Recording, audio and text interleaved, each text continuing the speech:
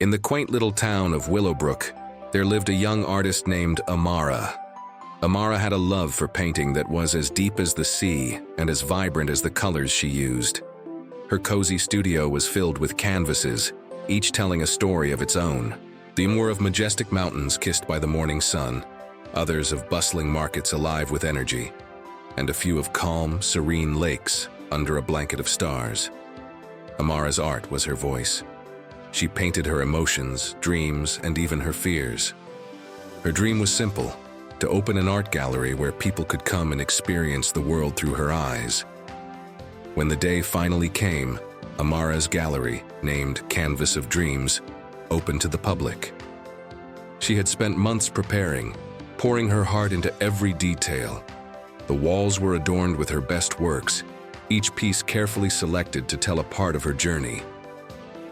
As the guests trickled in, Amara's heart swelled with excitement and nervousness. Many admired her work, praising her unique style and the emotions her paintings evoked. A few even purchased her pieces, leaving her overjoyed. But not everyone shared the same enthusiasm. In one corner of the gallery stood a man named Victor, dressed in a sharp suit.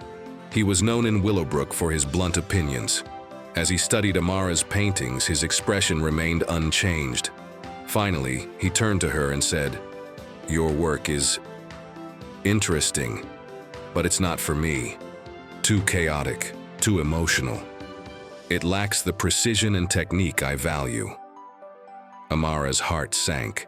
She had worked so hard, and here was someone dismissing her art as if it were a scribble. But before she could respond, Victor had already moved on.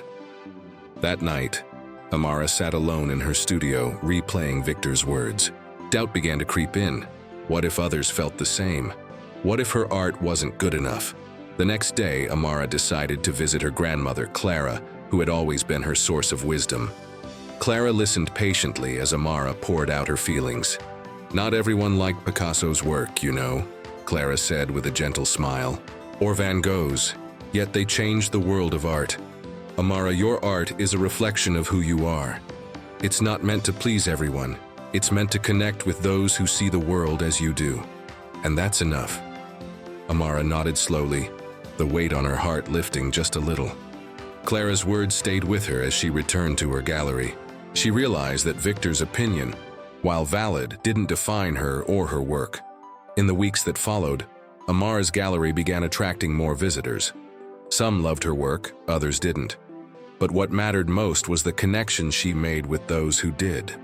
She met a young girl who dreamed of becoming an artist, an elderly couple who found peace in her paintings, and a writer who said her art inspired his latest novel. One day, Victor returned to the gallery. This time, he brought a friend.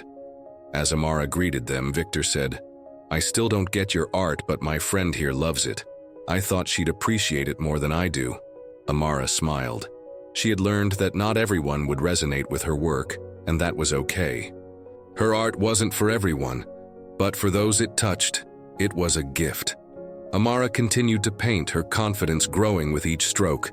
Her gallery became a place where people from all walks of life came together, not because everyone liked her art, but because it made them feel something: joy, peace, inspiration.